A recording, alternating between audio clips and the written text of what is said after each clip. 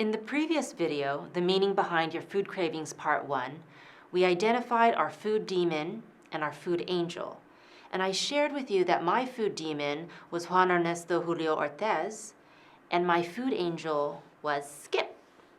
So my food demon was multilingual. He had 3 PhDs. He was very romantic and cosmopolitan and orchestrated intimacy and community as though it were an opera.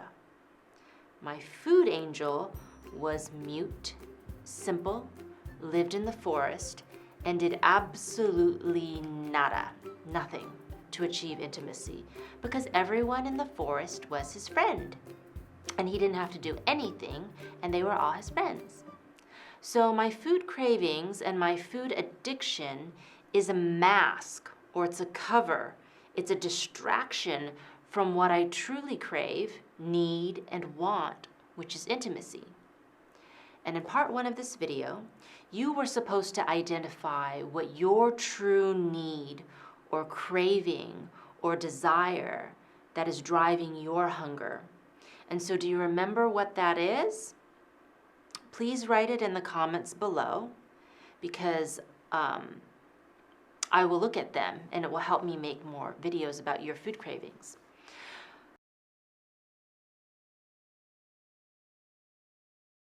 And I also recommend keeping a hunger diary or a hunger journal. And whenever you get hungry, write down why you're hungry, and then you're going to see all the triggers for your hunger. So for example, in my hunger journal, I noticed that every time I experienced writer's block or felt lost in my career, I wanted to eat bread. And bread represents security, like housing or money, and I tend to eat when I feel like my life is stuck, or I feel like I'm frustrated, like I'm not on my path, or I'm not being successful. Now, I was watching this clip of this reality TV show called Southern Charm, and Craig revealed that he is super addicted to eating cheese. He eats blocks and blocks and blocks of cheese. Now, warm cheese represents intimacy, but cold cheese or room temperature cheese represents cash. It's money. So if you're addicted to eating cheese, not warmed up or melted, just cheese, what you're really addicted to is money or cash. Okay, cash is different from other forms of money like credit card and mutual funds. I'm talking just paper cash. So the people on this reality TV show they're pretty materialistic. So him being addicted to cheese, aka cash, makes sense, yeah? So 2 things happen as soon as you write down why you're hungry. 1, your food craving mitigates or goes away. And 2, even if you still choose to eat it, you're eating the actual food.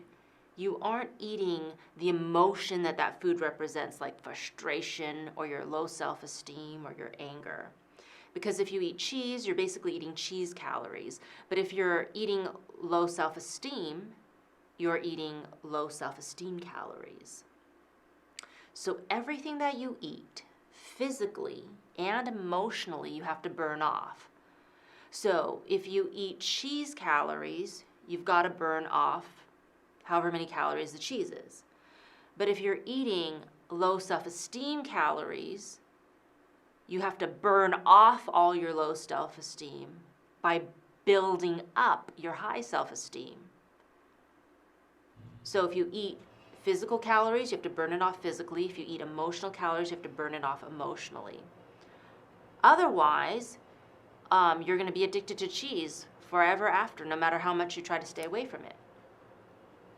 So when you're addicted to cheese, you're also addicted to what the cheese represents for you, which is cash.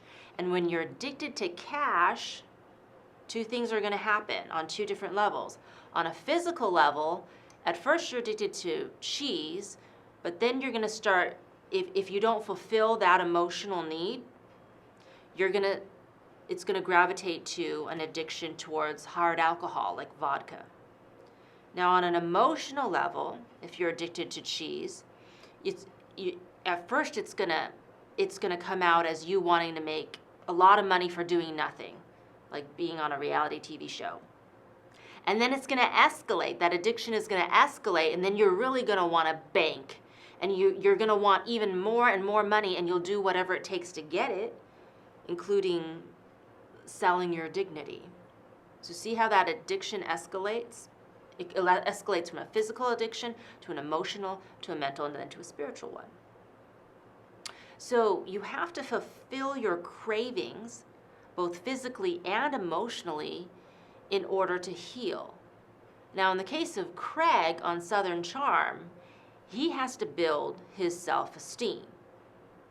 And he probably thinks he is building his self-esteem by being on a TV show, but no, that's not building his self-esteem. You have to build your self-esteem naturally, not artificially. Because if you do it artificially, it actually makes it even worse. So forget about Craig, let's go back to you. So after you have a nifty little list of every time you experience hunger and why, look at your list. And your list should have 3 things. 1, what triggered your hunger? 2, what were you hungry for? And 3, why were you hungry for it? So here's an example from a list that I made. I always get hungry when my friend Jenny calls me. So every time she calls me, I just want carbs. I want bread, I want granola, I want like fried soy vegan nuggets or something, and I just want to nibble. And so as soon as she talks to me, I just pick up something and I'm like, I just want to eat it. I just want to eat while she's talking to me. And this particular friend, Jenny, always makes me feel like I want to eat. Now sometimes you're not feeling your own hunger. Sometimes you're picking up the emotions of someone else and you feel their emotional needs. And so you're eating to fulfill their emotional needs. Jenny is in a relationship with this guy who won't commit to her.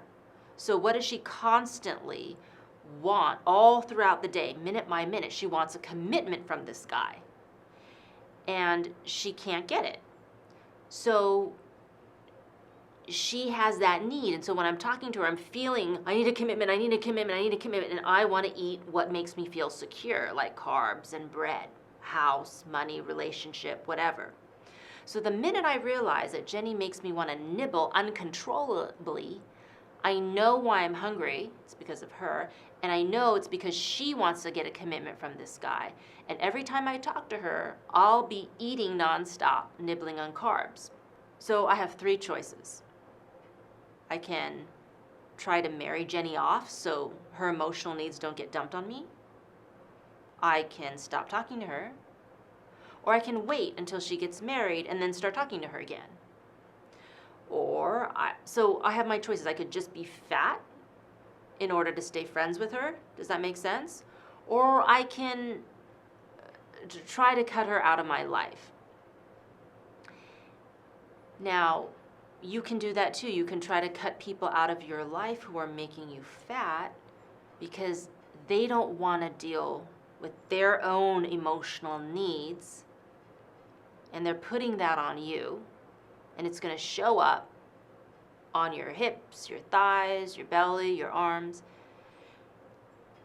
And I'm not saying I'm never going to be friends with Jenny. I'm saying that while I'm trying to lose weight, I can't be friends with her. So now it's your turn. Look at your hunger journal. What are you hungry for? What does it represent emotionally? Now, is that hunger or someone else's unacknowledged emotional need? And as soon as I continue writing in my hunger journal, I realized it wasn't just Jenny. There was a bunch of people in my life making me fat that didn't want to face their own lives, and so they were taking their emptiness and depositing depositing it into my space for me to feel emotionally and eat emotionally and process that for them. And that was making me fat. Now, if this is not your hunger, this is someone else's unfulfilled emotional need that's causing you to be hungry, are there other people who are also making you hungry? So two things happen when you realize what's making you hungry. Your food demon is going to say something, and then your food angel is going to say something.